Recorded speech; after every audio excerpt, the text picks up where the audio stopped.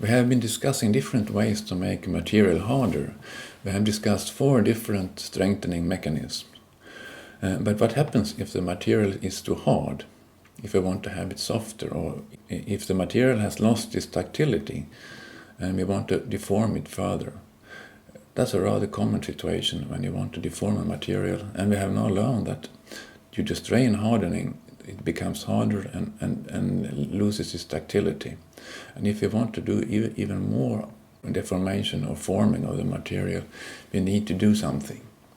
And what we will do now is to discuss different types of heat treatments to make the material softer again. This type of heat treatments are also called annealing. And we will discuss the different mechanisms that are occurring during this annealing. Here we see a diagram where we see the tensile strength and ductility as a function of the annealing temperature. The time of annealing is of course also important, but in this case there's a unit time of 1 hour for annealing at each temperature. And we see here that the tensile strength curve, the blue one, it starts at a high level. So this material here is very strongly strain hardened. It has been deformed maybe to 70–80%. It has a high tensile strength, but it has a very low ductility. But if you look at the different annealing, we see that in this period here, which is called recovery, we get some increased ductility and some decreased tensile strength. But in this stage, the so-called recrystallization stage, we get a very strong decrease of the strength. At the same time, the ductility increases strongly. Then we come into the last stage, which is called grain growth. That the grains are growing, and here we see that not so much is happening to the ductility, but the tensile strength continues to go down slightly. We will go now look into more in detail what happens in the 3 stages. Here we see the same diagram again in the top part here. But here we have added some other information also. Here we first have a simple sketch over what is going on, but in the lower part of the figure here we have 3 microstructures from real material coupled to the different stages in the top figure. And this comes from an aluminium alloy. In the beginning here we had this recovery stage, and if you look at this picture, this is the starting material. You can see that it is elongated in this direction. It means that this is a material that has been rolled. It's been cold rolled at room temperature. And what happens then is that we pull out the grains. We have very thin grains here, and here there are some larger grains.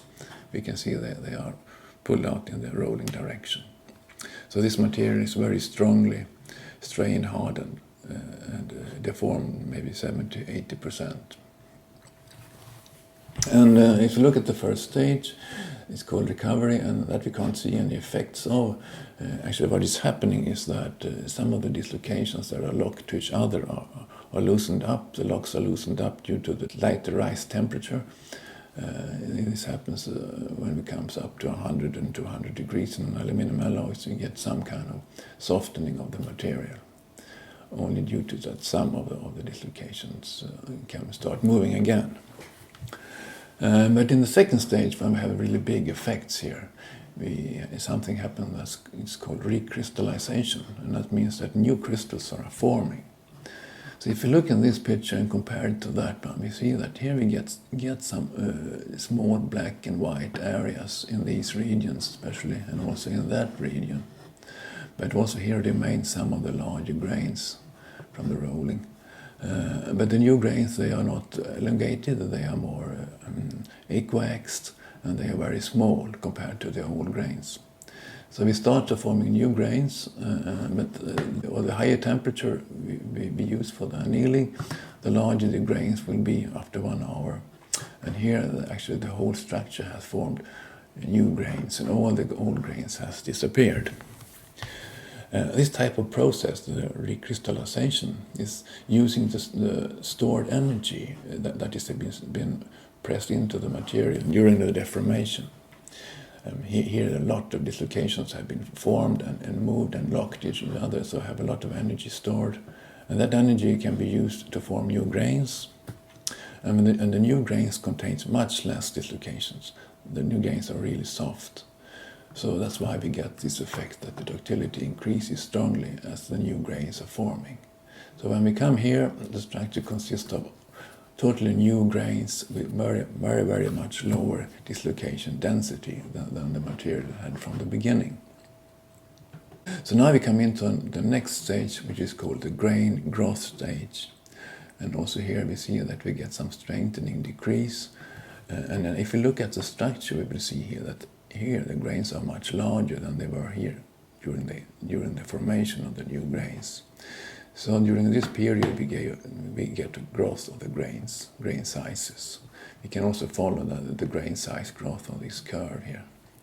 The ductility does not change so much, but the strength goes down as we learn from the reduced grain size. The strengthening mechanism, we learn that large grains will give a weaker material, and actually that's what we see here. So that are the three stages of softening of materials. When you start with a strain-hardened material and end with a relatively large grained structure with low dislocation density.